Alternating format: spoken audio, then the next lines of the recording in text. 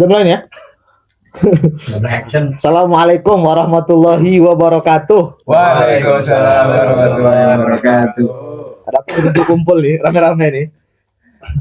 Biasalah laki-laki ya kan.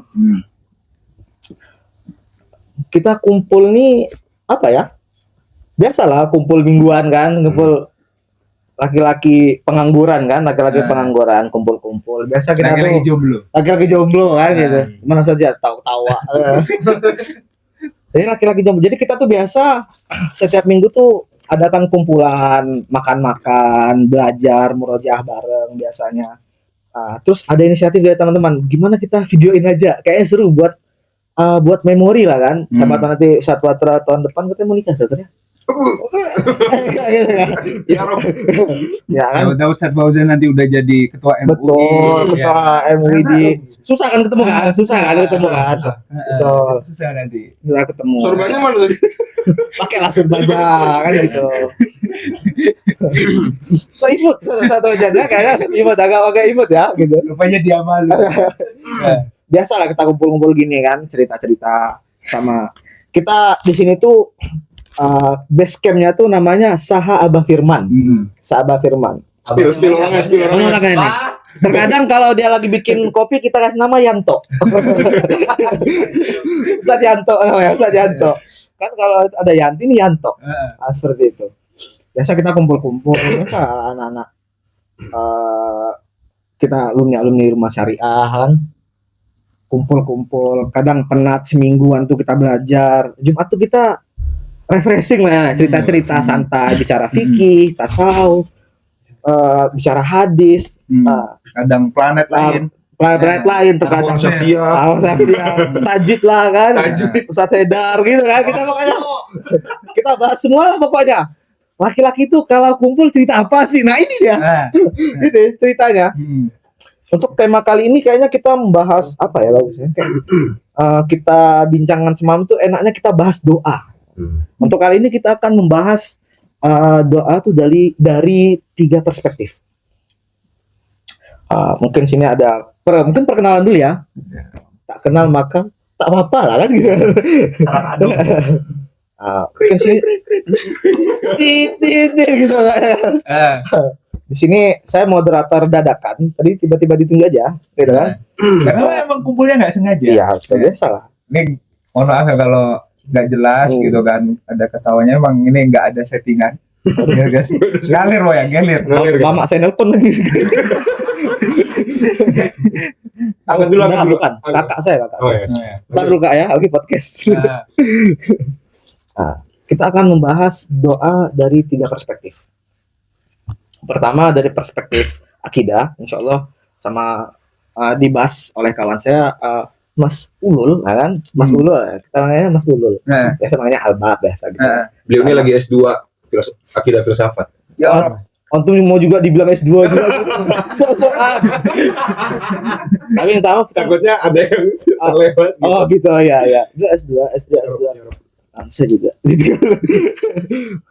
Pertama dari sisi dari perspektif akidah, doa itu apa? Terus dari fikihnya mungkin akan dibahas oleh Ustadz Watrot, ya kan? Biasa Watrot makanya. Watra otot. Sama kita CEO kita kan. Ini yang paling soleh dia. Paling soleh. Depan kamera paling soleh beliau. Insyaallah. Depan kamera paling soleh. Namanya Ustadz Ojen. Kan Ustadz Ojen. Ini emang beliau rencanakan buat mencari jodoh, ikhtiar. Oh gitu. Jadi beliau jadi bawahnya tuh agak gimana gitu kan? Di bawahnya. Nampakkan di bawah. Iya, di bawah. Walaupun songkoknya agak miring. Jauh. Soalnya biasa nggak pakai songkok. Podcast pakai songkok ya. Kata gara-gara bahas tasawuf nih katanya kayak gitu. Mungkin kita mulai aja lah kayaknya. Oke, gas. Kan kita tahu lah mafhum doa. Mungkin secara bahasa tuh mungkin teman-teman cari lah di Google ya. Doa aja. Bagaimana kita meminta kepada Allah kan. Terus banyak kita bertanya-tanya ketika kita doa. Terus kadang kita enggak dijabah doa kita. Ataupun ketika kita ditakdirkan, apakah doa tersebut bisa merubah takdir, nah, kan? Yang sudah dituliskan oleh Allah kepada kita. Coba mungkin dari perspektif akidahnya gimana, Ustaz Albert? Oke. Kita ngobrol doa nih dari segi. Mas Yanto, ambil gelas dong. Ambil gelas dong. Kita ngobrol doa nih dari segi akidah. Nah, biasanya teman-teman itu kadang kan ketika mengalami kesulitan gitu kan, berdoalah supaya kesulitanmu itu hilang. Betul. Kan gitu kan. Atau mungkin ketika nanti ingin supaya mendapatkan istri yang solihah gitu kan, 3 tahun ke depan, berdoalah. Nah, kan gitu kan. Nah, apakah sebelumnya itu Allah belum mentakdirkan seseorang, ya kan? Jadi sehingga nanti dia berdoa dan dari hasil doanya itu tiba-tiba Allah mentakdirkan. Nah, itu enggak. Karena kita ketahui sendiri bahwasanya takdir Allah itu sudah dicantumkan, atau bahkan segala hal yang ada di dunia itu yang kita jalani dari sifat-sifat, dari perbuatan Allah semua itu tahu. Nah, jadi kan kalau kita ingat ya di pelajaran akidah itu kan ada sifat ilm, ya kan? Sifat ilmnya Allah itu kan kata para ulama atau mungkin kata Imam Dardir ya dalam kitabnya itu kan sifatun azaliyatun, sifat yang azaliyah, yang qadimah, yang kasyifu biha jami'ul mawjudati, yang mana tersingkap segala hal yang ada, dan al-ma'dumati, dan segala yang tiada, ya kan? Inkisyafan taman la yahtamilu biwajhin, la yahtamilun nakido biwajhin. Tersingkapnya itu sempurna. Jadi tersingkapnya sempurna, nggak ada yang tidak diketahui oleh Allah. Nggak ada yang tertutup-tutupi. Nggak ada yang tertutup-tutupi. Jadi misalnya nih ada misalkan Ojan, ya kan, dia dari masih di rahim ibunya sampai dia itu meninggal itu sudah ditakdirkan. Mas Yanto. Ini ada Tangannya dulu. Tangannya. Oh. Mas Yanto berurat ya tangannya ya. Boleh ya Mas Yanto. Syukur ya Mas Yanto ya. Oke, kita lanjut. Oke, lanjut. Nah, jadi Bilal Ojan kan, dia tuh dari dilahirkan sampai dia itu meninggal itu sudah ditakdirkan. Allah itu sudah mengetahui segala hal. Nanti dia mau nikah sama siapa, jadi apa, rezekinya berapa, itu sudah ditakdirkan. Nah, berarti kan pertanyaannya, apakah doa itu merubah takdir? Nah, jawabannya, kalau merubah takdir secara yang ada di ilmu itu tidak. Nah, jadi doa itu tidak merubah takdir dari apa yang sudah diketahui oleh Allah. Karena nggak mungkin dong, masa ilmu Allah mengatakan, oh jangan nanti nikahnya di umur 27. Tiba-tiba dia doa agar dipercepat sehingga nikahnya di umur 25. Nah, berarti ada yang gagal dong, ada yang miss dari Allah. Malah itu bahaya dalam konsep akidah. Oke, gitu. Terus kan nanti kan bahwasanya ada pembagian, ada namanya takdir mubrom, takdir mu'alaq gitu. Takdir yang bisa dirubah dengan takdir yang nggak bisa dirubah. Ada nggak kira-kira dobit bahwasanya inilah takdir yang bisa dirubah, inilah takdir yang nggak bisa dirubah. Yang bisa dirubah dan yang nggak dirubah. Ada nggak kira-kira seperti itu? Ada. Itu juga banyak yang menyepil ya terkait hal itu. Di antaranya juga Imam Bajuri. Imam Bajuri itu seingat saya di salah satu syarahnya terhadap Jauharo kalau nggak salah, ya kan, namanya Tuhfatul Murid. Beliau itu membagi, ada yang namanya takdir mubrom. Nah, mubrom itu kan takdir yang mutlak. Nah, ada yang takdirnya itu takdir mu'alaq, takdir yang digantungkan. Nah, doa bisa merubah takdir itu ketika kita melihat dari segi takdir yang mu'alaq, takdir yang digantungkan. Nah, maksudnya apa? Maksudnya tuh gini. Jadi sebelum ke ranah situ ya. Allah itu kan mempunyai sifat ilm. Kemudian sifat ilmnya itu dituliskan dengan al-qalam di Lauh Mahfuz. Nah, jadi Lauh Mahfuz itu mencatat segala hal yang nanti akan terjadi pada manusia atau pada hewan atau pada alam semesta. Nah, setelah dari Lauh Mahfuz, nanti malaikat yang menentukan rezeki, kemudian yang mencabut nyawa seperti malaikat Israel itu nanti beliau punya suhuf, namanya suhuful malaikat, catatan malaikat. Nah, itu ngambilnya dari Lauh Mahfuz.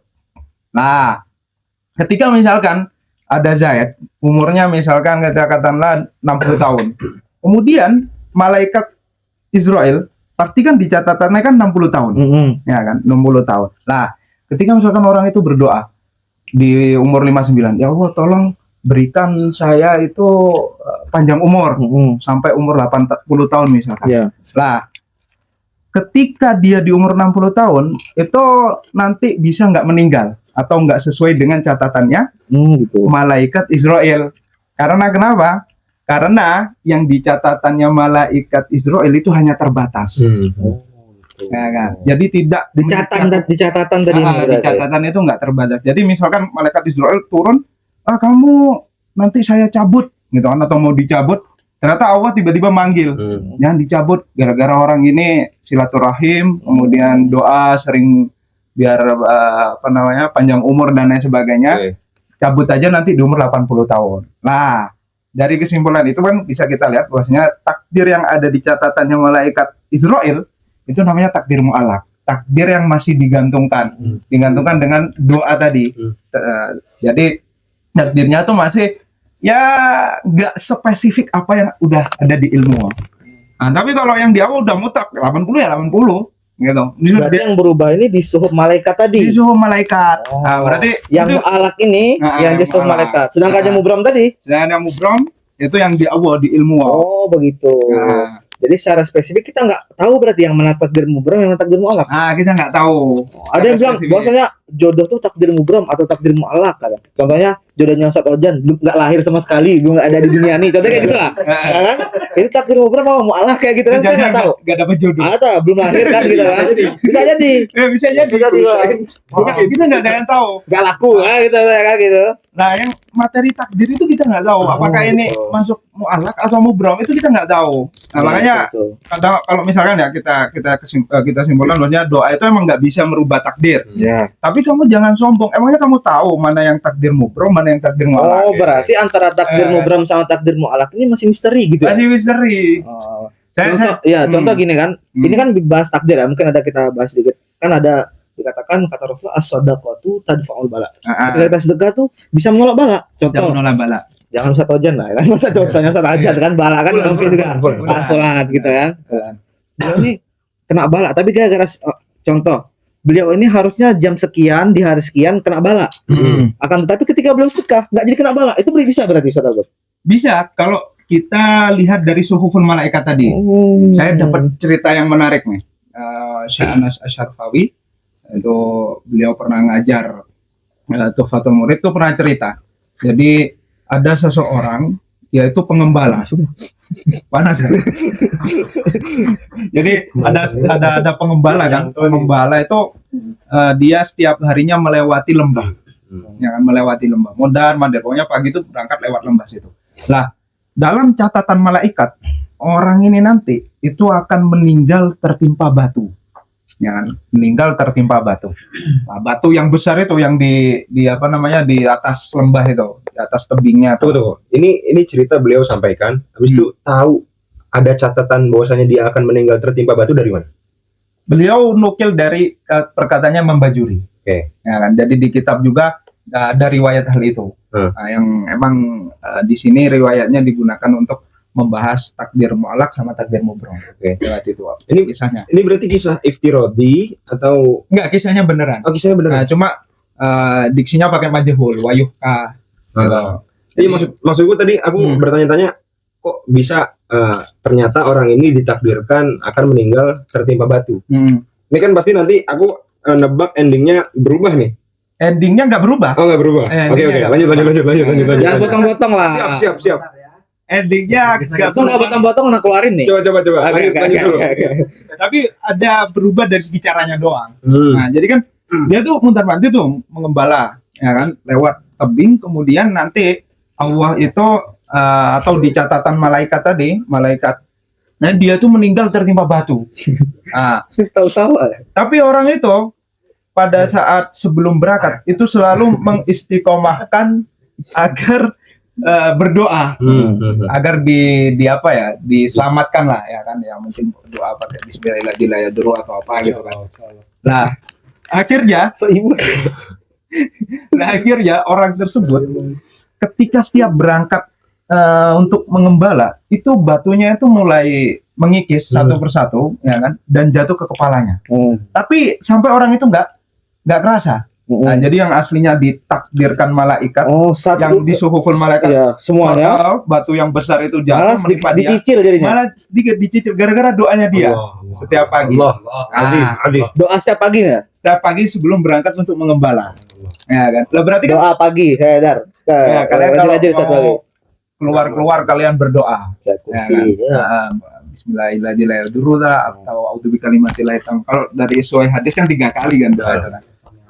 Nah, ternyata orang itu pas batunya udah mulai mengecil banget dan serpian terakhir ketika menimpa kepalanya, akhirnya orang itu meninggal. Nah, di catatannya malaikat Israel itu orang itu memang meninggal tertimpa batu, tapi secara spesifiknya itu nggak tahu. Ya kan, yang tahu itu ilmu Allah. Ya, yang tahu itu emang Allah gitu. Jadi ya malaikat suhufnya malaikat itu ya memang hadis dan nggak kodim. Lauh mahfuz itu ya hadis dan ya terbatas. Adapun secara terperinci mulai ada riset itu ya udah ada di ilmu. Jadi kalau misalkan dikatakan ya doa tadi bisa merubah takdir pengembala tadi dari yang matinya itu mungkin mengenaskan tertimpa batu besar, akhirnya matinya nggak mengenaskan. Iya, biktibar atau dari segi catatannya malaikat. Tapi kalau dari ilmu udah selesai. Gitu guys. Oh, berarti kalau saya simpulkan ya sahabat ya. Oke. Berarti kalau takdir tadi kalau kita tarik benang merahnya ya kan, bosnya pembagian takdir itu mubram mu'alaf ketika mubram itu disandarkan kepada Allah berarti. Disandarkan kepada Allah. Ketika mu'alaf disuhuful malaikat. Disuhuful malaikat. Mubram ketika disandarkan ke ilmu Allah, berarti yang bisa dirubah ini yang disuhufnya malaikat. Oh, begitu. Gitu Ustaz. Dapat ilmu baru kan? Masya Allah. Tiba-tiba Masya Allah, AFK tiba-tiba Masya Allah aja terus. So imut ya, kan ada tadi so imut terus. Enggak. Menjaga image biasa aja. Ya, kalau dilihat coba aja mikirin takdir. Gitu. Coba aja dimatiin kamera. Bang Kodi jangan dibut. Bang Kodi. Oke. Nih, saya terakhir lah ya. Mungkin ada sedikit arahan gitu kan. Misalkan kita tentukan nih, takdir itu emang nggak bisa merubah doa itu nggak bisa merubah takdir, kita simpulkan gitu kan. Doa tidak bisa merubah takdir kalau kita nisbatkan ke ilmuwan gitu. Tapi itu tadi, kamu itu tidak tahu mana yang takdir mubrom, mana yang takdir mu'alaf. Kemudian, misalkan saya analogikan kita bawa ke ranah sehari-hari ya. Misalkan Watra saya omongin, Tra, ayo kita ke Barokah gitu. Atau misalkan kita ke mana? Bapak Abdul gitu. Di sana ada bagi-bagi makan gratis. Terus Watra bilang, enggak lah, kalau emang itu emang takdirku ya udah aku kenyang. Nah itu kan aneh, gitu kan? Itu kan aneh ya, harusnya ikhtiar dulu, gitu kan? Atau misalkan orang ya kan, bukan pasrah ya, bukan pasrah. Emangnya kamu tahu Bapak Abdul itu ditakdirkan untuk kamu secara mubrom atau secara mu'alaf? Kan nggak tahu, ya kan? Nah, misalkan juga ada orang, udahlah aku nggak usah sholat, toh nanti aku masuk neraka gitu kan? Kalau nanti aku masuk surga ya udah masuk surga. Nah, yang bilang kamu masuk surga, yang bilang kamu masuk neraka itu siapa? Kan kamu nggak tahu. Nah, kalau nggak cocoknya tadi ya, misalnya atau nggak pasnya tadi, Watranya bilang, udah aku nggak usah ke Bapak Abdul. Soalnya ya di Bapak Abdul ya meskipun pembagian gratis toh aku juga nanti kalau ditakdirkan ya kenyang juga ya makan juga gitu kan. Nah itu bisa kita dapatkan. Watra nggak usaha itu ya belum mesti dia mendapatkan, belum mesti juga tidak mendapatkan. Nah begitu pula orang yang berangkat ke Bapak Abdul belum tentu dapat. Nah malah yang pasnya itu ya Allah menyuruh kita untuk ikhtiar itu. Tetap ikhtiar. Jadi kita nggak boleh ya. Jadi bukan alasan, bukan sebagai alasan ketika kita kurang baik, udah ini takdir Allah, nggak kayak gitu berarti. Kayak gitu. Contoh ketika ada orang, ini aku nih buat jahat, aku nggak usah, itu takdir Allah, nggak kayak gitu berarti. Ya, kan makanan di sini kan kita harus ngambil dulu, kita usaha deh. Iya. Karena ini ikhtiar. Ya kan. Ya apalagi doa itu kan bagian takdir juga doa. Saya nggak ngapa-ngapain, tiba-tiba antum ngasih saya nih. Berarti mana minum juga nih? Aku nggak ngapa-ngapain dah. Nanti kalau emang sip itu takdirku bisa senyum. Kerjanya dari tadi. Di mute Ada. Ini komedi apa? Ini. Di bang berarti. Lanjut. ya intinya gitulah. Intinya ya kita harus usaha. Toh juga doa ikhtiar kita itu juga bagian dari takdir juga. Artinya misalkan Allah ingin mentakdirkan kita nanti di umur 50 bisa beli Alphard misalkan. Ya kan? Pasti ya Allah akan memberikan kita rezeki, terus ya menjalankan kita atau menggerakkan kita untuk doa. Ya. Nah, semuanya udah diatur sama Allah. Masya Allah. Ajib. Mungkin tadi saya tuh ditakdirkan untuk diam. Ngobrol tuh. Ini edit ya, khusus beliau edit ya.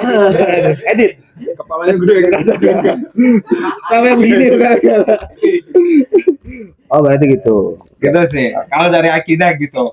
Sekarang coba kita lihat dari perspektif fikihnya gimana. Kita ngobrol doa, ngobrol fikih sekarang. Tadi udah ngobrol tidak. Ngobrol manja ya gitu kan. Coba dari segi fikihnya itu doa tuh seperti apa sih? Dari segi fikih. Aslinya itu ya. Saya tuh dari kemarin jangan saya ini kayak Formula 1. Harusnya anak. Aku kan kalau ngomong sama kamu biasanya aku kau. Nah. Aku kalau sama Albab aku kamu. Sama orang Jawa. Kalau ini dia biasanya gua lu biasanya. Tapi di sini aku kamu aja lah ya. So asik. Masya Allah. Kalau sama Sensor alami. sensor nanti aja. Ya. Kalau sama tit gitu kan. Aku tuh aslinya kemarin pas dibilang Albab pas sebelum main ke sini, harus siapin kita ngebahas doa. Sampean dari sisi fikih. Doa dari sisi fikih. Akhirnya pas banget ada di TikTok tuh lewat. Anak TikTok. Iya. Anak TikTok. Aku tuh akhir-akhir ini Kalau beli ayahnya apa nama TikTok itu? Sarajeva. Foundation. Follow. Gak ada foundation. Ada foundation. Oke. Ada yang bodoh ada. Dan nge-gym apa? Antum tiba-tiba bersuara. Masya Allah. Insya Allah beliau kalau ngebully bersuara ya. Nanya. Jadi perlu diketahui teman-teman ya, kalau misalkan kita tuh lagi bahasnya ngebully atau apa, nah ini yang paling terdepan. Itu soal aja. Ya kita buka-buka aja. Karena temanya sekarang beliau jadi pemateri, jadi tolong surban. Sambilin surbannya. Ya intinya gitu. Kemarin tuh tiba-tiba pas banget pas Albab kemarin suruh nyari materi tentang doa dari perspektif fikih, tiba-tiba lewat lah tuh. Pas Pak Jokowi ya presidennya Albab itu ke ke pemakaman Paus Fransiskus Baba. Nah, itu di situ ada scan yang memperlihatkan bahwasanya Pak Jokowi itu mengangkat tangannya di depan mayat di depan jenazahnya Paus. Habis itu saya berdoa gitu. Ya, wallahu alam kita ada yang tahu itu Pak Jokowi lagi ngapain ya. Entah doa, Gimmick ya. Wallahu astagfirullah. Siapa tahu. Ya enggak tahu. Ya, kita enggak tahu. Pada saat itu aku langsung mikir. Ini kayaknya perlu dibahas. Apa hukumnya berdoa untuk orang non muslim? Ya kan jelas lah Paus Fransiskus namanya aja Paus ya kan.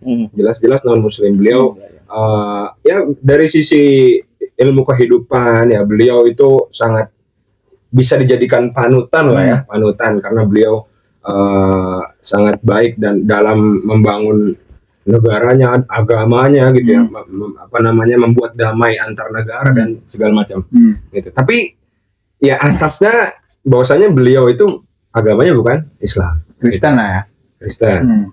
Apa hukumnya mendoakan Katolik ya? Katolik. Apa kita mau ngebahas apa itu Kristen apa itu Katolik dulu?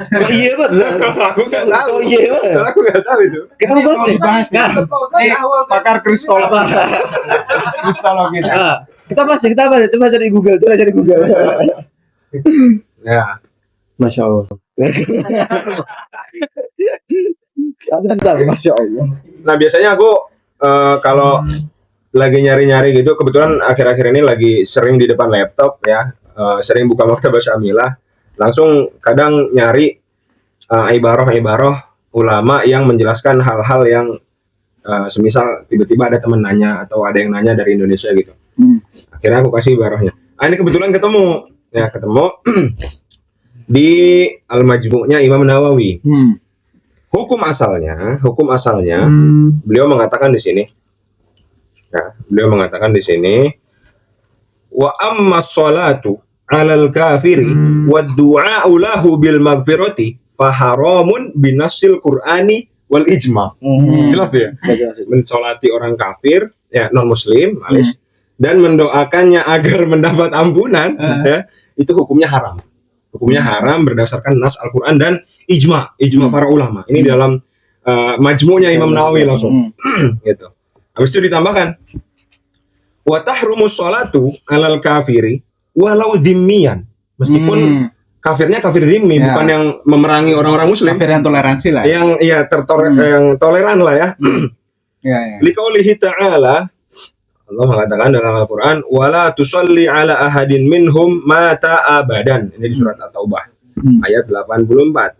Kenapa? Wali annal kafira la yajuzu du'a'u lahu bil maghfirati liqaulihi ta'ala innallaha la yaghfiru ayyushraka bihi. Ya kan? Intinya haram hukumnya menyolati orang non muslim meskipun statusnya zimmi, ya, karena jelas Allah berfirman tadi di nas Al-Qur'an, janganlah kamu sekali-sekali mensolati jenazah orang-orang yang mati di antara mereka karena non muslim gitu ya. Tidak menyembah Allah. Itu berarti nggak pas meninggal doang kan? Maksudnya pas hidup misalkan kita betul. Ya, Jadi sholat di sini maknanya apa? Sholat yang antum maksudnya mensolatinya atau ketika hidup? Ketika wafat. Hidup mensolati. Pada aja di tengah Allahu Akbar gitu. Enggak gitu. Mensolatkan ketika dia wafat. Ini sama seperti Bapak Presiden kita, Bapak Presidennya Zaini kemarin, ya, kita mendoakan, yang nggak tahu di situ karena memang nggak ada prosesi sholat mungkin ya, akhirnya beliau mendoakan gitu. Bentar, ini nggak ada unsur politik. Astagfirullah, Ini nggak ada unsur mencela atau apa itu, kita lagi bahas aja. Ya, kita lagi bahas lagi aja. rame gitu. Lagi ramai. Karena kemarin ya kebetulan di TikTok tuh isinya, di TikTok saya isinya konklave, abis itu tiba-tiba ada Pak Jokowi yang lagi doain Paus Fransiskus itu.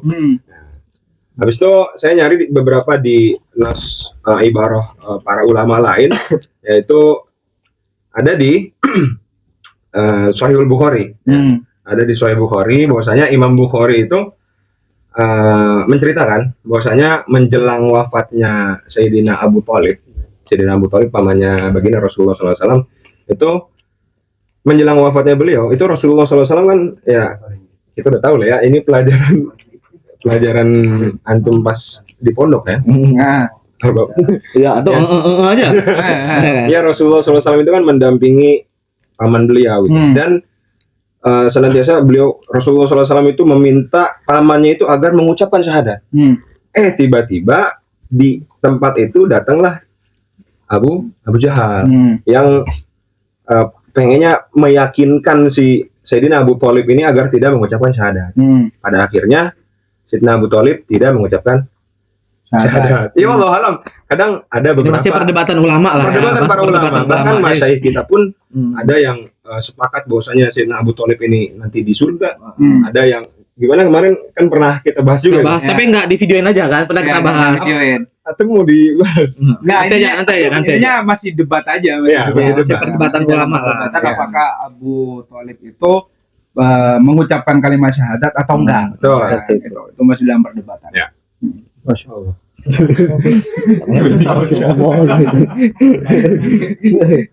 Ya, di sini di Sahih Bukhari dikatakan bahwasanya amma wallahi la astaghfiranna laka ma lam annahu anka. Fa anzalallahu ta'ala fihi ma kana lin nabiyyi al-ayah. Dikatakan demi Allah ya, sungguh aku akan memintakan ampunan untukmu selagi aku tidak dilarang. Kemudian Allah menurunkan ayat atau surat At-Taubah tadi, ya, surat At-Taubah tadi yang bilang jelas-jelas bukan surat At-Taubah yang tadi, ini ayat 113. Untung yang salah-salah. Ya, males ya. Dipotong kan? Dipotong nanti. Ya, dipotong, harus dipotong. Kulitin nanti sama kalau salah nyebutin ayat. Ada di sini ada. Nanti dia edit ya. Itu intinya jelas lah bahwasanya sepakat. Pokoknya kalau udah ada nas di Al-Qur'an, kemarin kan kita habis daurah ini juga kan, daurah takhrij fikih kan. Iya, ketika udah jelas-jelas ada nas dari Quran atau hadis, itu kita udah nggak perlu lagi kita nyari hukum-hukum dari qaul-qaul ulama seperti apa. Kalau udah benar-benar jelas gitu, misalkan innamal khamru wal maisiru ya rijsun ya. Itu kan jelas ijtihad ada finnas berarti ya. Enggak ada ijtihad lagi terhadap nas gitu. Gitu. Terus Vicky kemarin beliau yang muhadir nggak jadi ya gitu kan.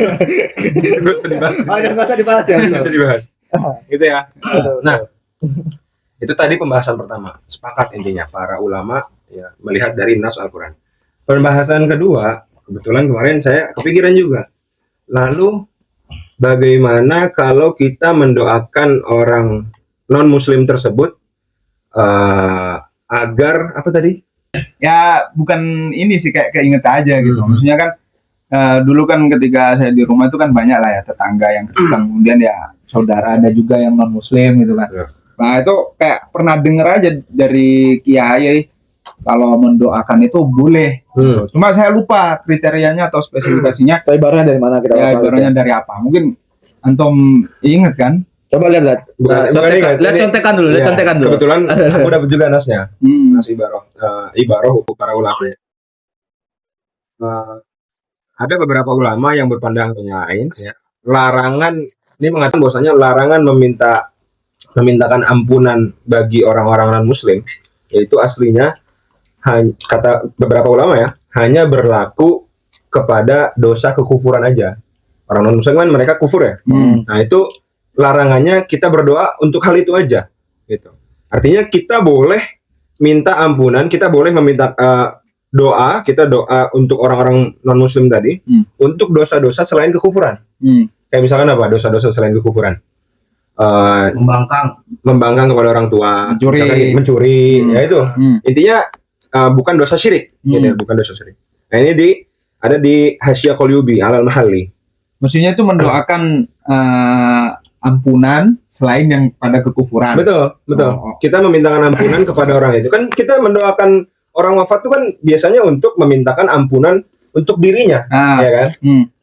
Berarti misalkan ada orang, mohon maaf, non muslim, kemudian ternyata dia itu sering melakukan pencurian, nyuri mobil, nyuri motor, begal lah ya. Betul. Begal. Berarti kita itu boleh meminta ampunan yang pekerjaan begalnya tadi. Bukan atas dosa kekufuran dia. Betul. Gitu. Nah, dikatakan oleh Imam Mahalli ya di Hasyiah Qalyubi Alal Mahalli, beliau bilang wa yajuzud du'a lahu walau bil maghfirati war rahmati. Khilafan lima fil adhkar. Al adhkar ini kitabnya Imam Nawawi ya illa maghfirata dzambil kufri ma'a mautihi 'alal kufri fala yajuzu. Boleh mendoakan non muslim meskipun dengan doa memintakan ampunan dan rahmat gitu. Yang penting bukan apakah itu juga masuk dalam memintakan kebaikan untuk dia gitu. Iya, seperti itu. Iya seperti itu. Gitu. Terus juga pokoknya mutlak lah ya, kafir nih nggak bisa diganggu gugat. Kafir tuh nggak bisa diganggu gugat, nggak bisa kita doakan agar dia itu nanti masuk surga, nggak bisa. Karena tiket untuk masuk surganya aja nggak ada. Tiket utama. Tapi kalau kita minta doakan kan banyak juga nih orang yang minta doa agar kerabatnya atau saudaranya dapat hidayah, itu berarti boleh. Ya? Itu kasusnya kalau si non muslim tadi masih hidup. Iya, masih boleh. hidup. Itu boleh. Berarti boleh ya. Boleh. Oke. Gitu. Habis itu dikatakan juga nih. Ini kelihatannya lapar nih. Ayam ada nggak? Ayam bakar. Ditambahkan sama Syekh Ali Syabru Malisi, ya beliau mengatakan bahwasanya beliau menukil ya di sini beliau menukil dari Imam Ar-Ramli. Misalnya Imam Ramli mengatakan al-ayati innama tadullu ala ma'na maghfirati syirki. Wa rubbama tadullu ala maghfirati ghairihi li umumi qoulihi ta'ala wa yaghfiru ma duna dzalika liman yasha. Habis itu wa dzalika yadullu ala jawazi du'a lahu bi maghfirati ghairi syirki. Itu. Surat An-Nisa yang ayat 48 tadi yaitu aslinya hanya menunjukkan yang sebelumnya yang sebelumnya Anda baca ya. Itu aslinya cuma menunjukkan bahwasanya Allah tidak mengampuni dosa musyrik, dosa syirik. Gitu. Bisa saja berarti bahwa dosa selain syirik bisa diampuni ya. Karena di akhir ayat tersebut Allah bilang bahwasanya yaghfiru liman yasha, mengampuni dosa selain syirik bagi siapapun yang Allah kehendaki. Gitu. Berarti kita tarik nih ya kesimpulan. Misalkan Pak Jokowi tadi hadir di proses pemakaman Baba lah ya. Kemudian beliau kan kayak menggerakkan tangan gini kan, mengangkat tangan. terlihatnya berdoa lah. Ya, terlihatnya berdoa. Berarti kalau nanti yang beliau doakan itu ampunan untuk dosa-dosa selain kekufuran, berarti boleh. Meskipun itu khilaf. Boleh. Akan tetapi ini kita cuman ngebahas boleh atau tidaknya, diijabah atau tidaknya. Itu kan urusan kita. Hak prerogatif Allah ya. Itu urusan kita. Nah, adapun kalau beliau sebatas penghormatan doang, seakan-akan ya cuma ngangkat tangan doang, ya berarti nggak ada problem di situ. Nggak ada problem. Beliau nggak mengucapkan, nggak ada dalam hati untuk doa, nggak ada problem. Masalahnya kita kan nggak tahu isi doanya itu apa. Iya, apakah Pak Jokowi benar-benar doa atau enggak? Nah, itu kan kita nggak tahu. Gitu. Nggak tahu. Ya kurang lebih gitulah kalau ngebahas dari sisi fikih. Aslinya aneh bingung juga gitu ngebahas doa dari sisi fikih.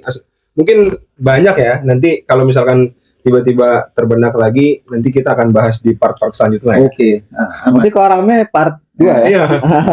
Insya Allah kita Tapi kalau sepi tetap ada part 2-nya. Walaupun dia sepi, tetap ada part 2. Hah? Nggak ada bedanya berarti. Enggak ada bedanya. setiap Jumat kita pokoknya Kalau rame part 2, kalau sepi sampai 3.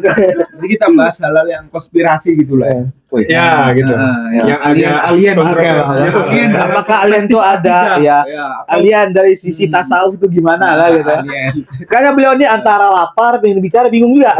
Saja nih. Coba dari Suruh ngomong. Pokoknya sekarang dari sisi tasawuf gimana, Hasan? Doa itu gimana? Ganti gamis dulu, ganti gamis.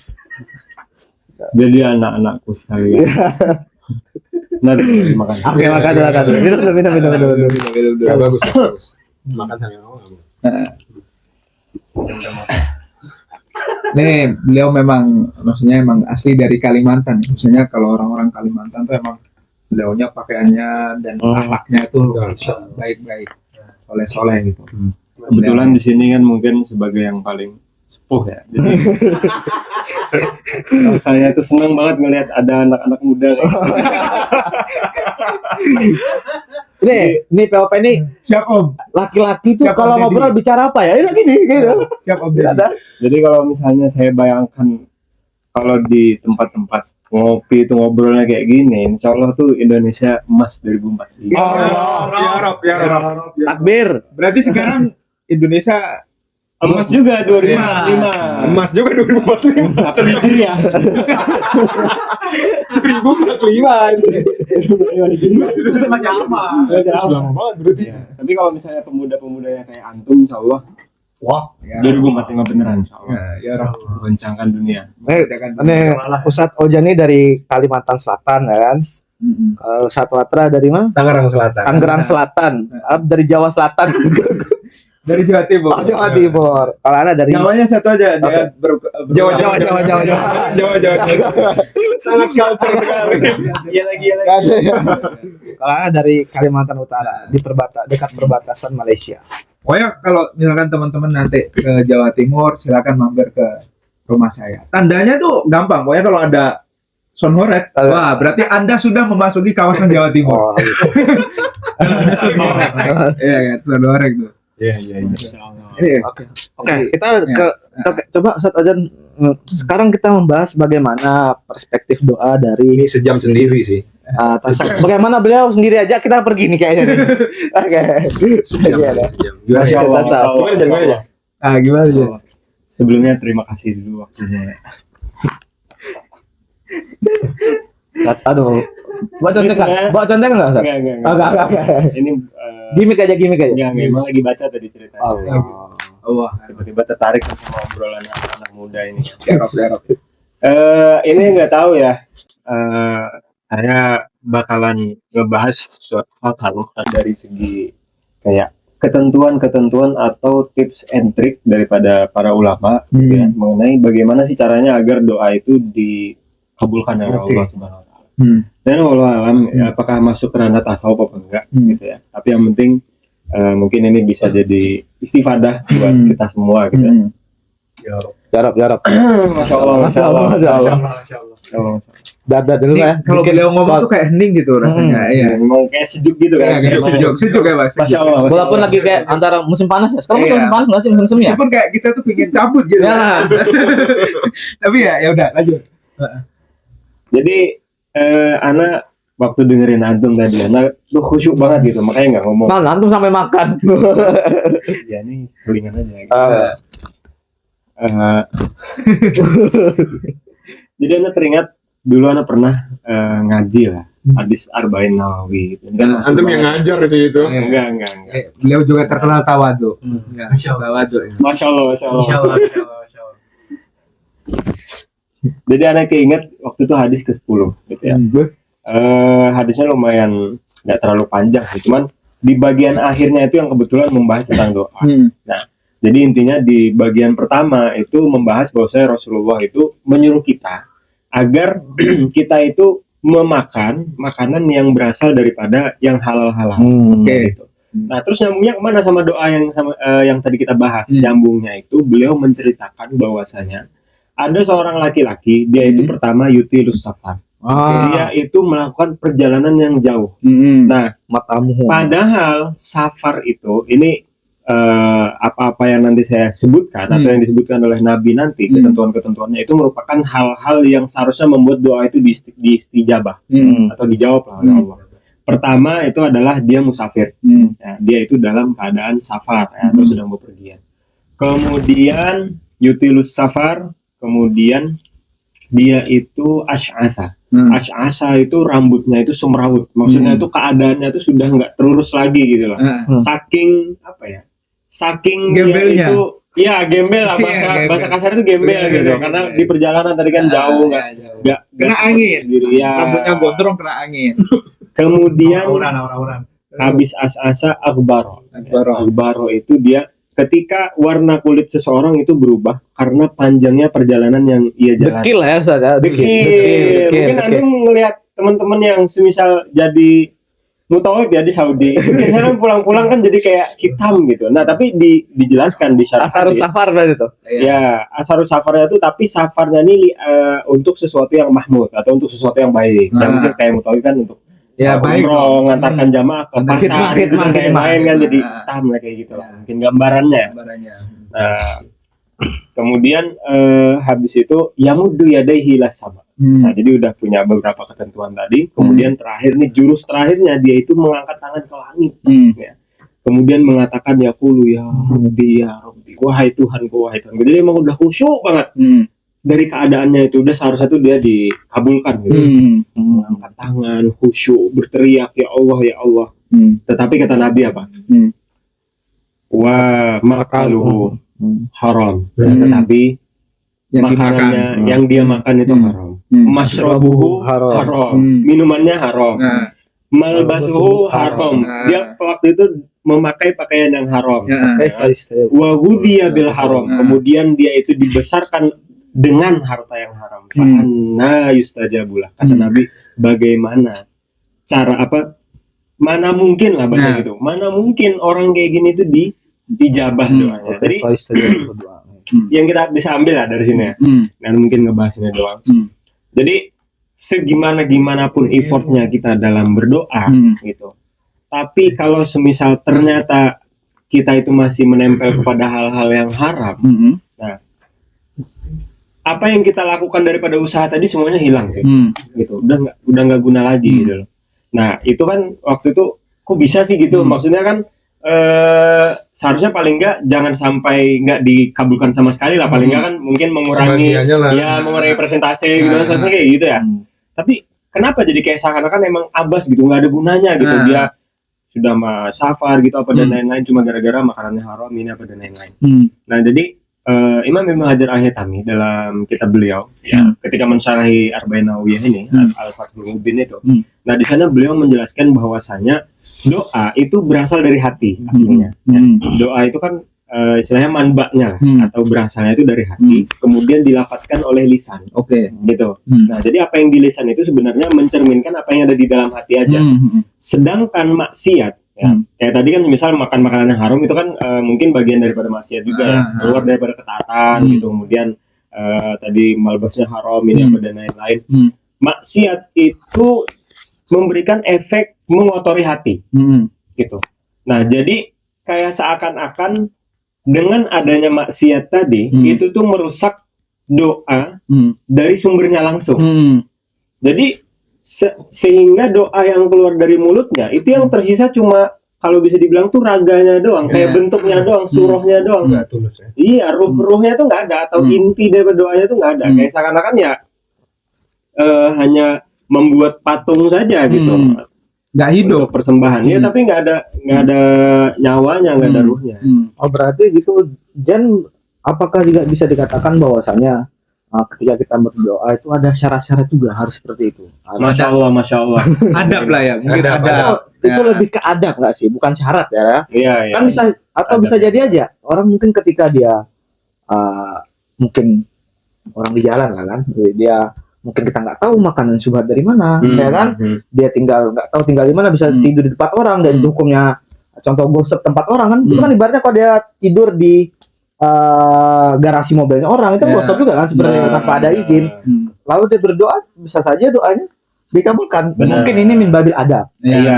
Min babil adab. Berarti dalam artian ya kalau urusan ijabah nggak ijabahnya Itu hak prerogatif Allah berarti. Ini ada Ada. si yogyanya sepatutnya dilakukan. Mungkin tadi kita kembalikan kayak nyangkutnya itu ke permasalahan takdir yang dibahas sama sahabat tadi. Jadi kan kayak masalah ijabah itu kita nggak tahu ya. Maksudnya Allah tuh nanti ngabulkan apa enggak. Tapi kan tetap kita itu pertama disuruh usaha, dan usahanya ini mungkin sudah ditentukan syaratnya begini-begini. Ya. Oh, berarti presentasinya jadi kayak gini. Ketika orang sudah menjaga adab-adabnya, melakukan syarat-syaratnya, berarti presentasi dikabulkannya doa tuh lebih tinggi gitu. Iya, gitu. Seperti itu. Dibandingkan orang yang ibaratnya memandang remeh istihan tentang adab-adabnya seperti Iya, semisal berdoa dalam keadaan istilahnya lalai, kayak ngasal aja gitu di mulut doang, nggak ada nggak ada istilah pengharapan. orang juga ada. Iya. Tapi aku pernah dengar ada, ya Allah alam, aku nggak tahu ini kaul ulama atau bukan, ada yang pernah nyampaikan ke aku bahwasanya ya yang penting ketika doa tuh kita yakin bahwasanya doa ini diijabah. Ya berarti tanpa ada embel-embel harus ada adab tadi, ya. Jadi berdoa sebagaimanapun karena Allah itu Ghafurur Rahim gitu ya, Allah ya mujib juga gitu kan. Ya Allah akan mengijabah kita. Itu mungkin itu dibahas dari segi akidahnya gimana? Nah, tapi sebenarnya meyakini ketika kita berdoa kemudian kita harus yakin bahwa doa kita dijabah, itu juga termasuk ada berdoa. Kayak gitu. Jadi kan ada ibaratnya kayak di kitab itu, ud'ullaha wa antum muqinuna bil ijabah. Berdoalah kepada Allah dalam keadaan kamu itu memang yakin, harus yakin gitu loh. Jadi itu emang ya termasuk adab juga. Tapi jangan juga melalaikan adab yang lain. Gitu. Jadi yang lain ya kalau misalnya bisa ditambah, misal sebelumnya sholat dulu atau yang wudhu dulu dalam keadaan berwudhu seperti ini dan lain-lain, itu kan lebih bagus lagi menghadap kiblat. Nah, dan dulu keinget Kiai di pondok itu beliau menganalogikan dengan dua kekasih. Kadang-kadang kan Allah itu kan kekasih kita gitu kan. Misalnya kan kita kalau berbuat baik itu kan juga dianggap kekasihnya Allah gitu kan. Nah kalau misalkan satu kekasih ini melakukan hal-hal yang dilarang sama kekasihnya, ya kan, misalkan dia pokoknya dilarang, kemudian tetap dia lakukan, pas dia datang kekasihnya, pasti kan kekasihnya juga nggak suka kan, gedeg gitu. Lah kita aja kalau dalam kehidupan sehari-hari misalkan sama temen itu kan, ketika kita udah deket, itu kan kita harus menghargai dia, itu kan nama dari inti dari persahabatan. Masa kalau kita ke Allah nggak gitu kan, gitu analoginya. Gitu sih. Nah, tapi ada juga loh aku yang mau nanyain. Biasanya kan dulu itu kayak ada tren gitu kan. Biasanya ada doa, ya Allah seperti biasa gitu. Ya, itu gimana? Biasanya ada kan. Ya kalau Allah kan pasti tahu tuh. Tapi bukannya ada riwayat mengatakan bahwasanya minta sama Allah tuh lebih spesifik. Kenapa? Bahkan kita tuh disuruh minta garam, dia suruh sebutin minta garam. Ya enggak? Ada riwayat seperti itu. Nah, suruh spesifik. Bahkan biasanya kan kita tuh pernah lah ya jumpai di story, di IG seperti biasa ya Allah gitu kan, atau memang ya udah pasrah gitu, ya Allah seperti biasa ya Allah gitu. Itu kalau menurutmu gimana Jan? Aku nggak tahu ya, aku juga mungkin belum pernah baca ibaratnya apa dan lain-lain, cuman ini mungkin dari pikiranku sendiri aja, aku kayak menganalogikan gitu. Semisal aku tuh punya anak ya, aku tuh punya anak, kemudian aku tuh tiap hari atau tiap bulan lah, tiap bulan ngasih jajan dia tuh 1 juta gitu. Nah kemudian ya aku tuh punya ketentuan, aku bakal ngasih 1 juta dengan syarat dia tuh harus minta dulu. Jadi dia nagih dulu, Pak, misal minta gitu. Nah, bulan pertama aku ngasih. Bulan kedua, ya kan, pas aku mau ngasih dia bilang kayak gini, Pak, seperti biasa ya. Kira-kira kesel nggak? Kesel sih. Nah, kesel. Mungkin kalau misalnya analogi. Ini analoginya seperti itu aja. Analoginya seperti itu, maksudnya kayak mungkin itu agak kurang dari segi adabnya, apalagi kan interaksinya ini dengan Tuhan yang menciptakan kita gitu loh, yang mana andai pun kita nggak dikasih pas minta itu ya nggak ada salahnya. Kalau misalnya anak bapak kan masih oke lah, ada kewajiban ini apa dan lain-lain ya. Mungkin kalau itu dari pikiranku aja sih, mungkin siapa tahu ada yang mungkin dari segi adab kurang kali ya, kurang. Maksudnya masa ya semales itu sih tinggal sebutin doang gitu. Kayak misalkan Gus Bah itu kan katanya kalau doa itu beliau ujiannya tuh banyak banget sebelum doa. Sholawat dulu, kemudian ya Allah, ya Rahman, ya Wahhab, ya Razak, ya Fatah, ya Alim, semuanya disebutin baru meminta. Nah itu kan berarti bentuk dari komunikasi yang bagus gitu loh. Merayu dulu. Itu kan di antara adat-adat ujian. Di antara adat juga kan memang kita nggak boleh langsung meminta, harus ada sana dulu, ada sholawat dulu kan seperti itu kan. Berarti ya intinya kalau kita berdoa kemudian ya Allah seperti biasa ya, mungkin dari segi adabnya kurang baik. Kurang baik. Meskipun kalau mungkin kalau dibahas dari sisi fikih boleh-boleh aja. Boleh aja. Ini kan bukan masalah pembahasan tentang boleh sama tidaknya. Ini bahasa ini ada sopanannya aja. Kalau boleh sama tidak atau haram ya udah boleh-boleh aja sebenarnya. Boleh aja. Dan bisa jadi ada potensi untuk dikabulkan juga kan. Ya Allah alam kan bisa jadi. Kita nggak tahu. Itu kembali ke takdir mubrah mu'alah tadi. Kita nggak tahu doa tadi ya kan. Insya Allah mungkin kita cukupkan sudah ya. Kayaknya kawan-kawan kameramen nih pada lapar juga semua. Ada Ustazah Yanto ini juga lapar. Bang Kodi sama Sajiat kan belakang kamera ada Habib Qadir juga kan. Masya Allah. Ada ini rame ini kawan-kawan yang kumpul sini nih biasa lah. Mungkin anak-anak S2 kan lagi cari judul, ada yang mau ujian ya kan. Jadi kayak boring kan gitu ibaratnya kan, ya udah ada cerita-cerita setiap minggu ketemu biasanya kita. Mungkin intinya ini kayak tempat buat refreshing kita lah. Tempat kita sharing, main game. Mungkin nanti seminggu ini ngapain aja. Boleh. Boleh. Nanti kita bahas main game ya. Boleh kita bahas game. Cara mitik dalam satu hari. Dijokin sama Habib Qadir. Kayak gitu kan. Mungkin nanti kita lanjut di part 2 lah. Part 2 nanti kita bahas apa? Tungguin aja. Iya. Stay tune. Dan kita cukupkan apa kita lanjut? Cukup ya? Cukup. Kita cukupkan sampai di sini. Wassalamualaikum warahmatullahi wabarakatuh. Waalaikumsalam warahmatullahi wabarakatuh.